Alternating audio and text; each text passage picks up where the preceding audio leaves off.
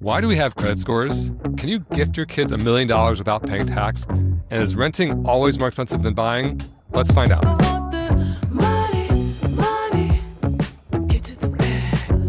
Welcome back to the Personal Finance Club show. Hey, Jen, how's it going?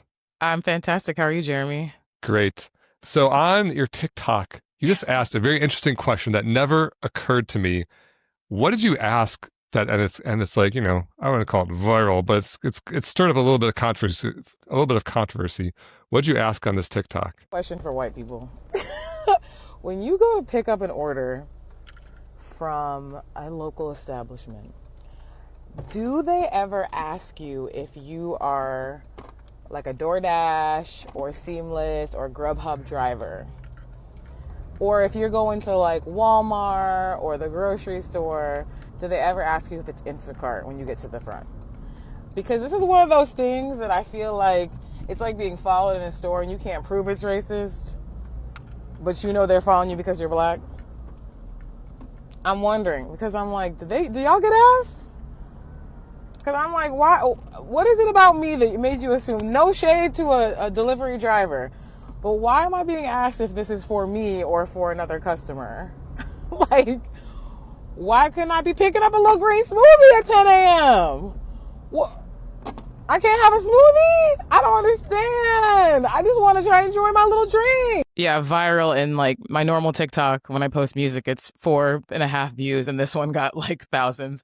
I went to a local smoothie shop in my neighborhood to pick up a smoothie yesterday morning because I needed to go grocery shopping and I hadn't, and I was seamlessing / DoorDashing instead. And I walked in and I said, I'm picking up an order for Jen. And they said, are you DoorDash or are you whatever? And I said, no, this is for me. And I was curious because I don't know if white people are asked that same thing when they walk into an establishment.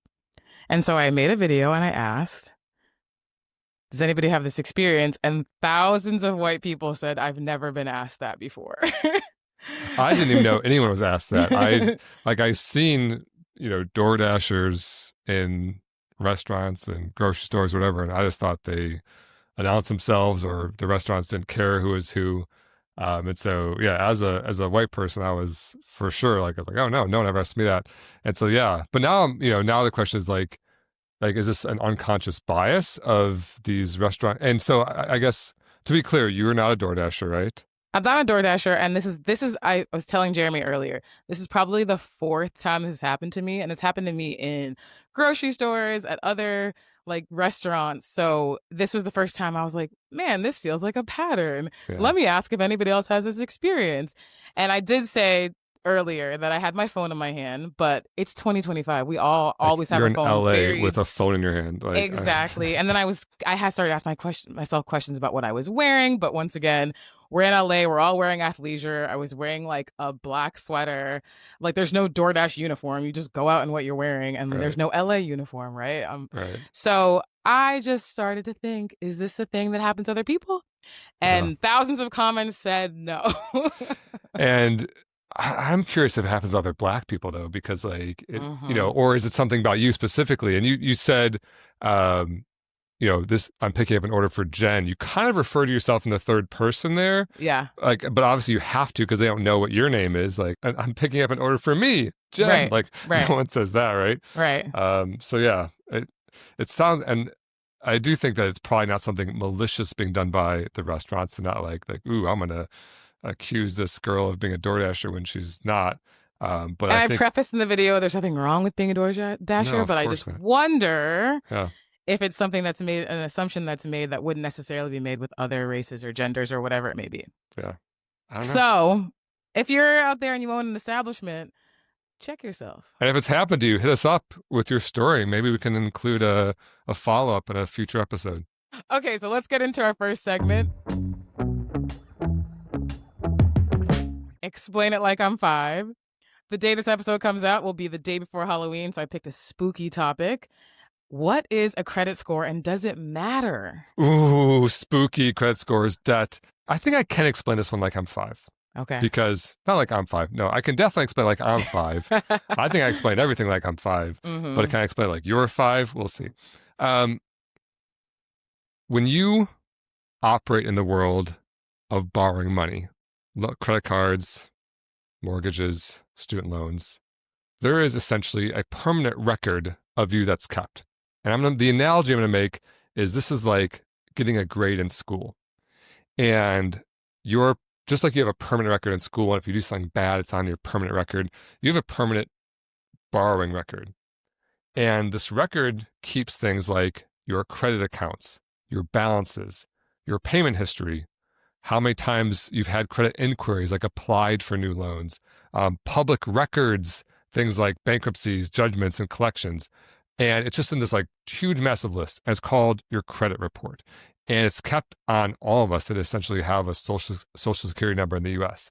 And it's like this big, it's actually free. You can pull up your credit report for free by law at annualcreditreport.com. This is not a plug. There is no plug. It's a free government website that is not to be confused with other ones, but you should never pay for your credit report. It's basically this big, gigantic list of all this stuff about you.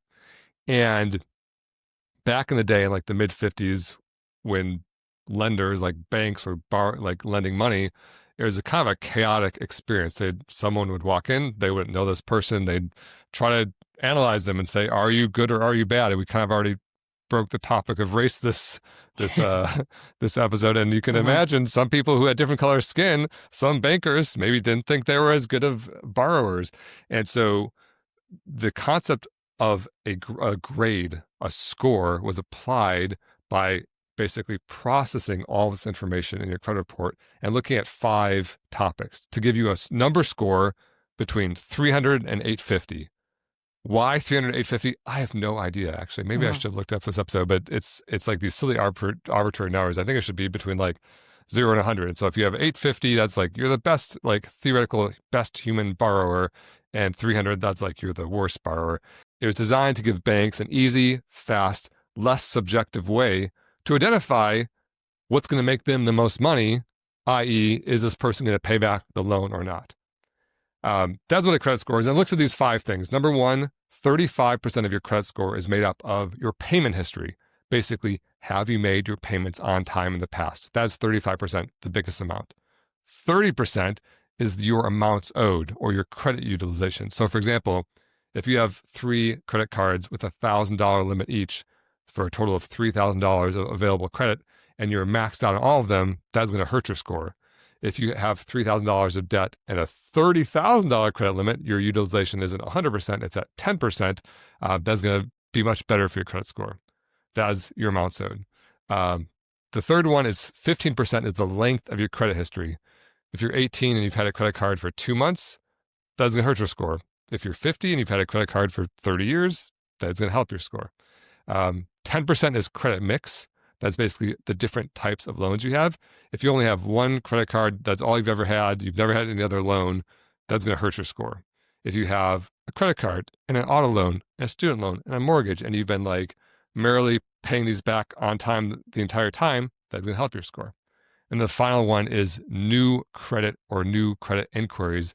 Basically, in the past recent history, the last month or few months, have you gotten a bunch of new credit? That's going to hurt your score. Basically, that's saying if you got 7 new credit cards all at once and you're about to like dramatically change your, historical behavior, that's going to hurt your score.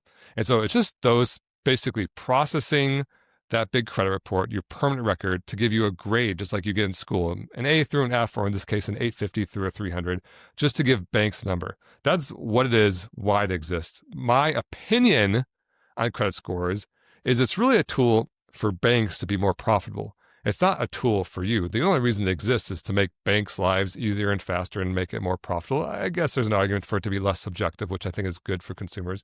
But if you're not focused on borrowing money, if you're not getting loans, a credit score means almost nothing to you. And I think because we are conditioned as students our whole lives, our whole formative years, to get good grades, when we grow up and realize these big government and financial entities have given us a grade, we just get obsessed with it and say, okay, I need Right. to get a good grade. But it doesn't matter if you're not borrowing money. And it only matters a little bit when you are borrowing money. If you have like a terrible credit score because you never pay back all your loans, that's going to be a problem. People aren't going to want to give you money. But if you have like a 760 or 780 or an 800 or a 750, you know, if it's in the good to great range, that probably isn't going to matter much, if at all. You know, my own personal story is I have rarely borrowed money in my life. I didn't have student loans. I was very fortunate to have an athletic scholarship and help from my parents to get me through college. I don't borrow money for cars. I didn't own a home until I was 38. And when I did buy a home, I paid for it in cash with no mortgage. And so my credit mix portion of my credit score is very bad. It's like a couple of credit cards that I've had for a long time. That's it. But the rest of it's very good because I have high limits on my credit cards and I don't carry a balance. I pay it off in full every single month, never ever carry any ongoing balance. So I owe very little. I have great payment history. I have a long credit history and I have very few credit inquiries. So the other 90%, everything but the credit mix is very good.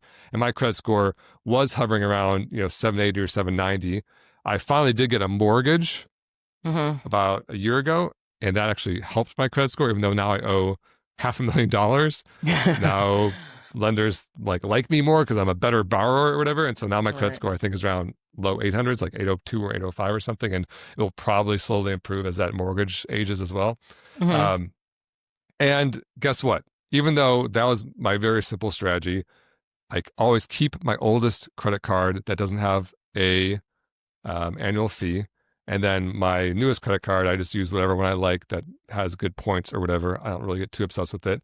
Like those two credit cards, pay them off in full every month. And then every once in a while, I'll request a credit limit increase to have my utilization percent be as low as possible. That's my whole strategy. And I had, an excellent score and had no credit problems ever.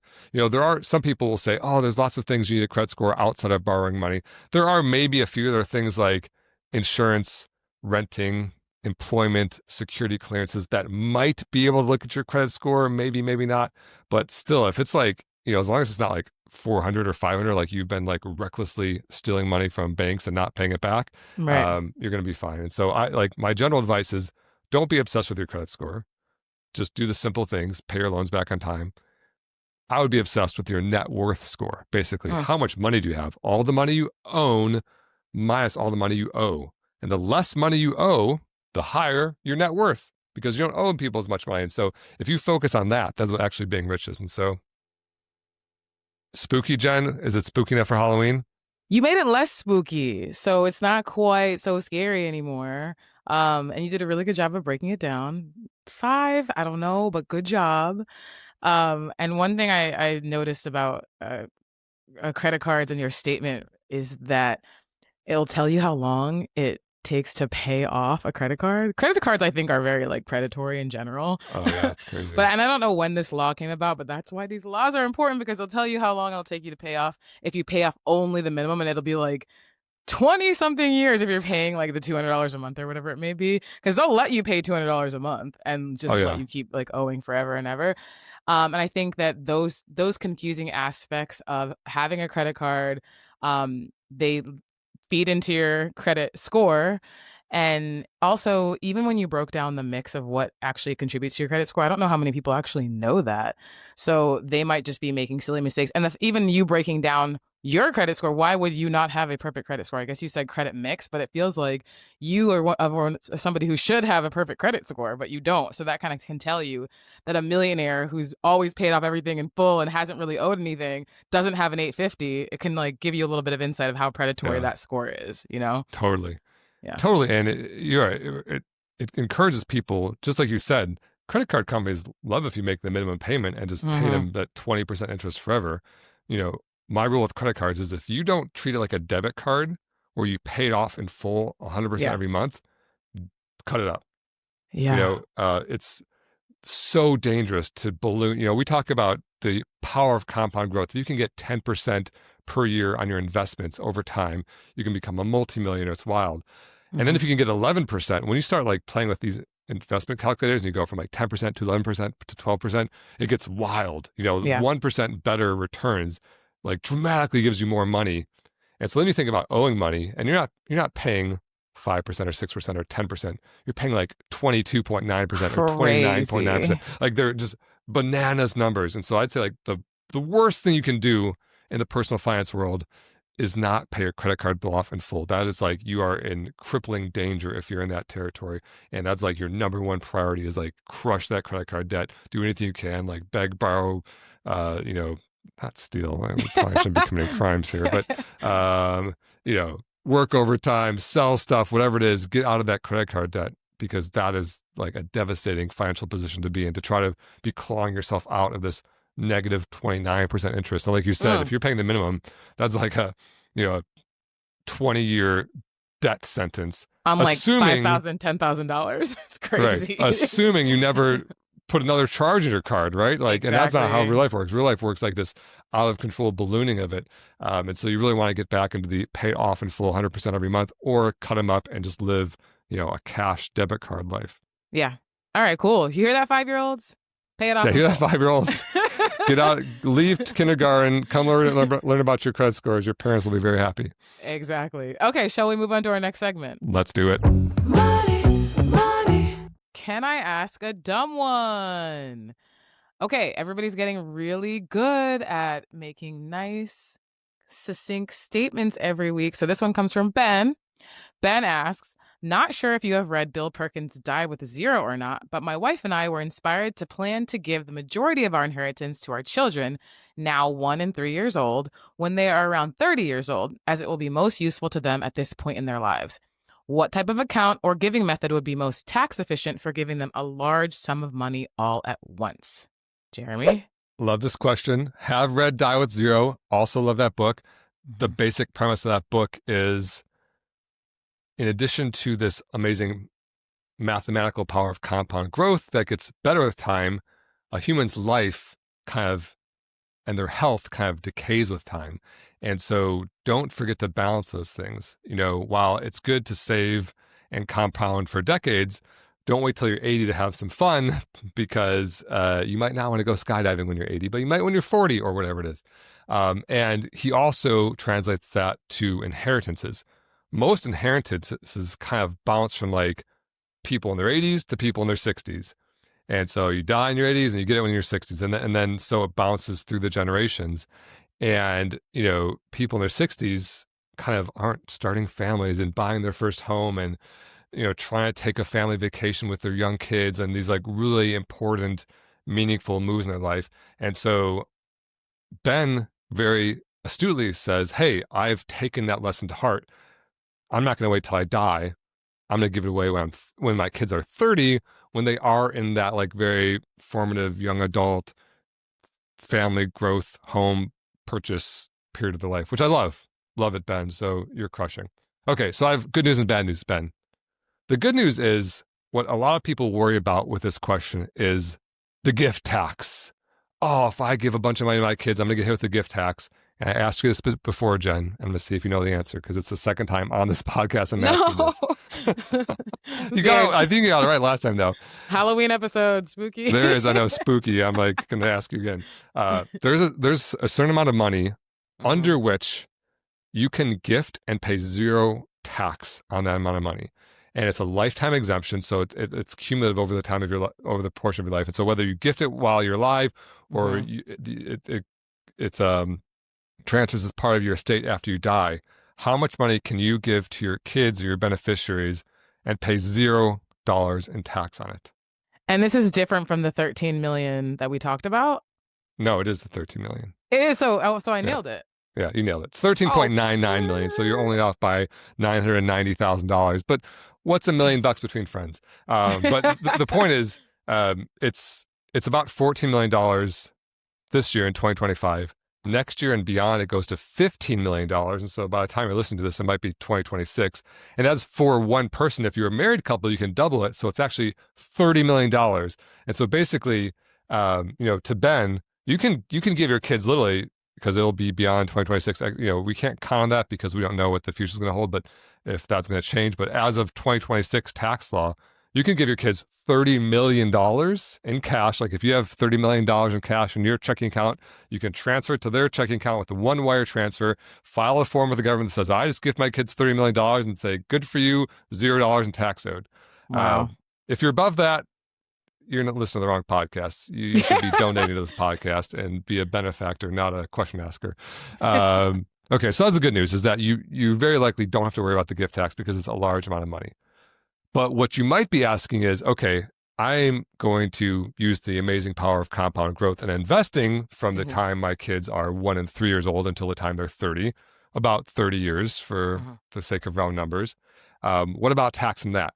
And so just to give you an example, if you invest $500 a month, put it into a regular old brokerage account for your kids, and you get a 10% rate of return, in 30 years, that $500 a month will grow to about $1.13 million, which is the amazing part of investing. You know, you've turned your $500 a month into $1 million.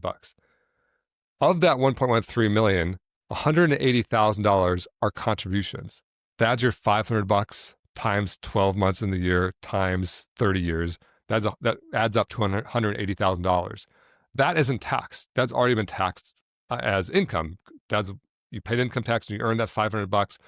You can take that $180,000, give it right to your kids, no tax. But that represents growth too. There's growth in that, which is $950,000. So most of that 1.13 million is the growth, $950,000. Right. And on that, like let's say the day they turn 30, you sell it all, you click sell on fidelity.com and you realize the gain of all $950,000, you would pay capital gains tax on that, somewhere between 0, 10, 15, or 20% federally, and maybe for your state too, depending. And so like, let's say you pay 20% tax on that, that's $190,000 owed in tax. That means this $1.13 million that's grown is actually going to shrink to $940,000 after you pay the tax. You know, it hurts a little bit because we went over the gap of the 7 to 6 figures, but Right. 1.1 million and 0.94 million are both about $1 million. And so it's not crippling. Your kids are still going to get a lot of money. And so if you're asking, how do I avoid that? There's only one really good way. And unfortunately for you, the good way to avoid that is to die. If you, I know, spooky, Halloween. Very Halloween-y. If you die, your kids enjoy a step-up basis, which means instead of their basis being that $180,000 that you contributed, their basis becomes the 1.13.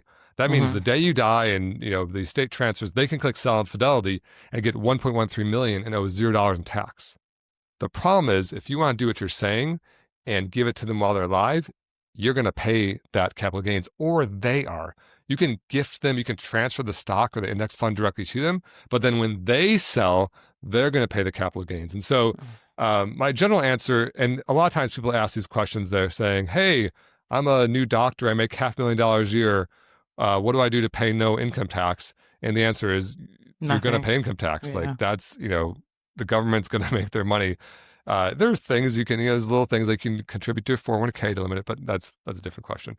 But in this case, the answer is you're probably going to pay capital gains tax because you can't just magically get all this money. There are a few things you can do. You could put money into a 529, pay for their college, and that's essentially works like a Roth where it's tax-free. You could potentially experiment with an UGMA or an UTMA, which is a custodial brokerage account where you're basically putting all the money into your kid's name now, and then you're the custodian of it, which basically can take advantage of a slightly lower tax bracket because they're kids and don't have any income. But there's some nuances there too, where they would get the money not at 30, but they get the money at 18 or 21, depending on the state you're in, and they would still owe the capital gains tax on that as well too. So basically, my answer to you is, good news, don't worry about the gift tax. It probably won't impact you. If it does, please send donations this way. And two, you're probably going to be on the hook for some capital gains if you have a ton of growth over these years. Yeah, if your kids turn 30 and 33, if that 1-year-old and a 3-year-old, so the 1-year-old's a doctor, the 3-year-old's a lawyer, you can be like, yeah, maybe I'll wait a little bit longer. They're fine for now. They don't need this money at 30. You know what I mean? Depending on your kid's situation. And, in that moment, you said, I want to give them a big lump sum at 30. You can maybe decide, you're like, oh, I can maybe stretch this out and wait till a low tax year, yada, yada, yada. So there's some games you can play in that moment. But, the question to you, the way you form it is if you're going to sell everything and give them write them a big check on that day, you're going to pay some capital gains tax. Okay. Thank you, Ben, for your question. Hope that answered it. And we'll move on to our next segment.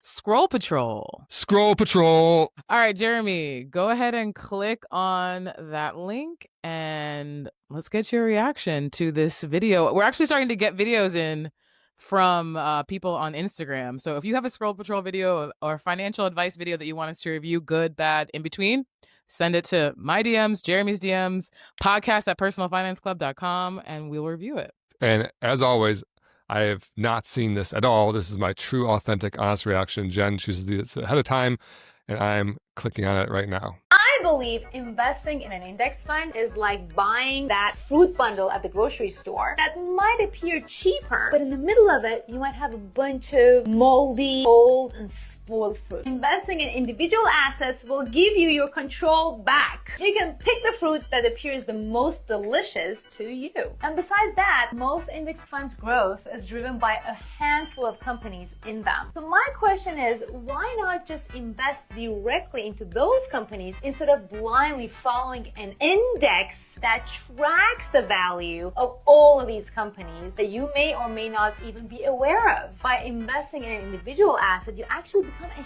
shareholder of that company. You can allocate how much you individually want to invest in that company, and you get other benefits like dividend payments. That way you can support the companies that you actually truly love, and you won't accidentally invest in a company that completely goes against your moral values that may be hidden somewhere inside that index. I hate this. Are you crying, Jeremy? I think it's from allergies, and I'm partially from this video. So, I think my I hate the music, favorite... first of all. I want to start there. I hate the music. Okay. I don't know what's going on with that.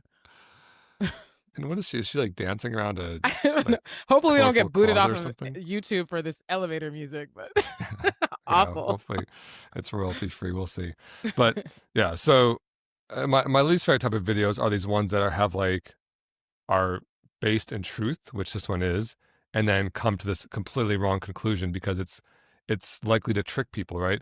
And so what she's saying is she kind of understands index funds mostly correctly, which is, yeah, it's a basket of stocks and you buy them in proportion to their size, and the growth has been driven by the biggest companies. And I'll also give her credit for saying, yeah, there might be companies that don't align with your moral values, which I think is maybe the one point that I actually agree with of hers.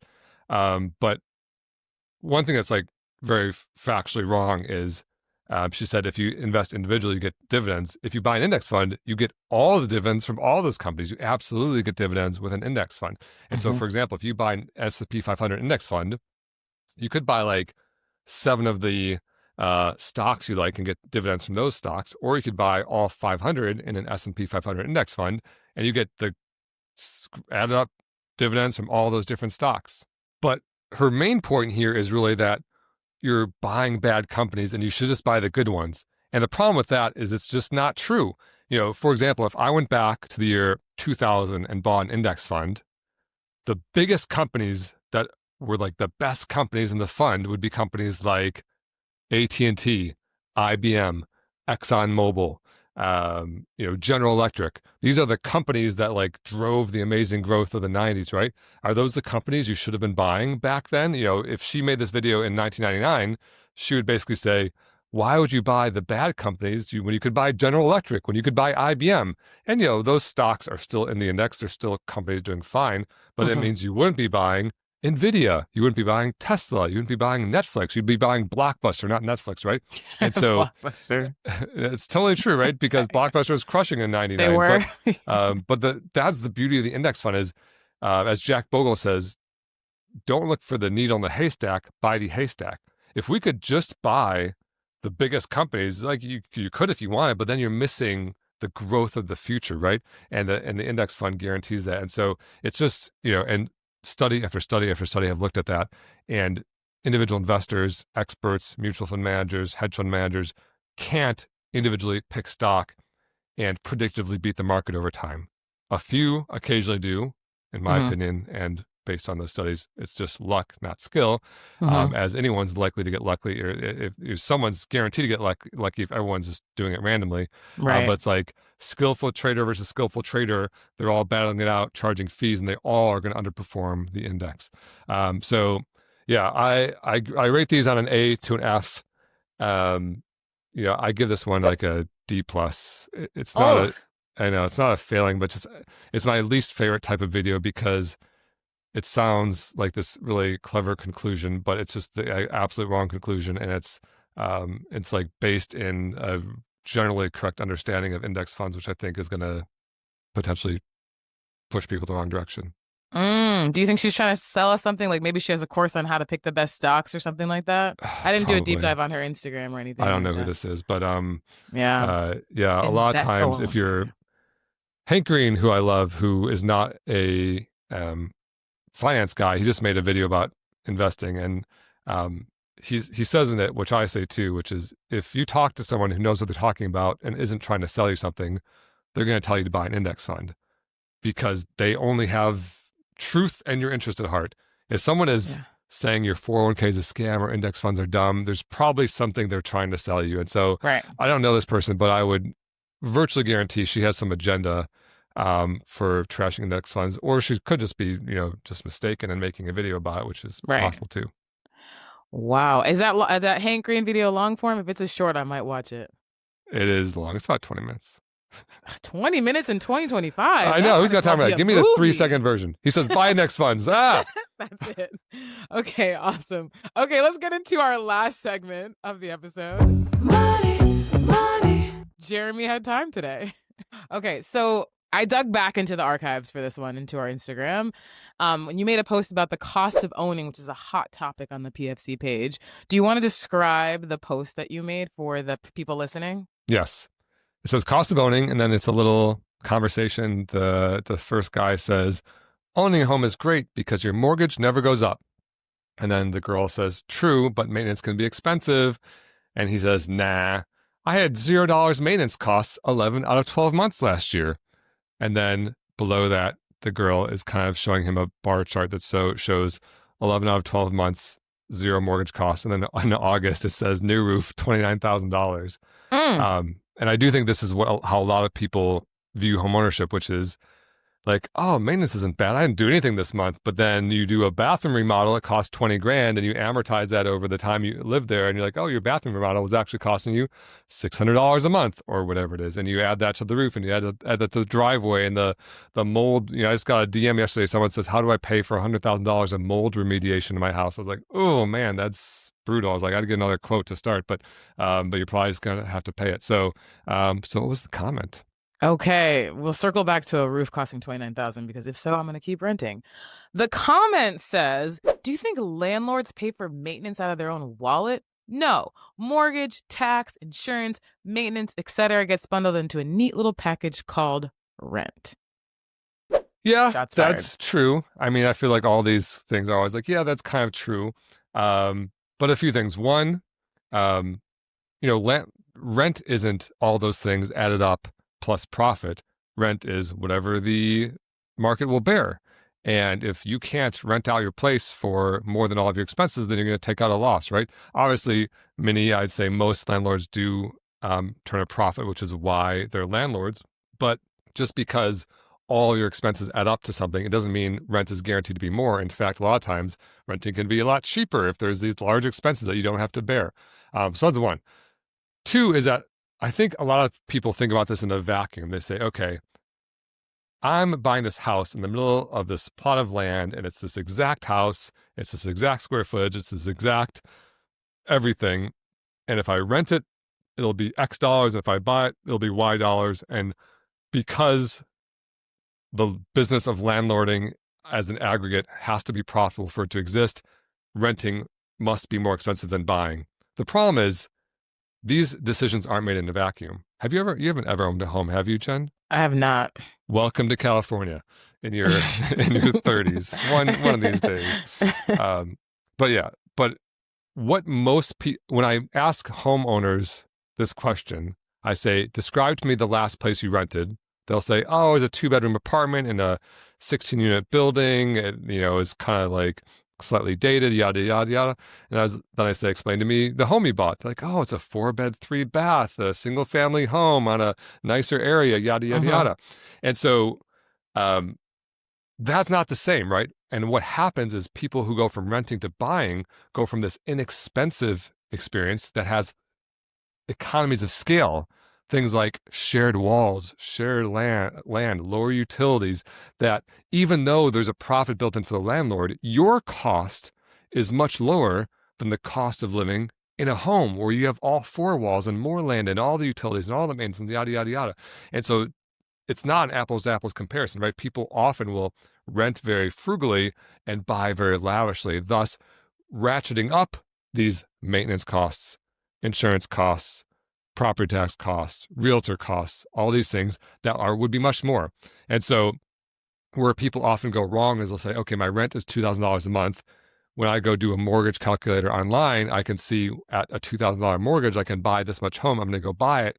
But then all those costs stack up on top of it. And I actually liked how this commenter said, all these costs are bundled into a neat little package called rent. That's true. And I actually think that's a benefit because maintenance, taxes, insurance, realtor fees, opportunity cost of your down payment going into a home, all that stuff is packaged into one payment called rent.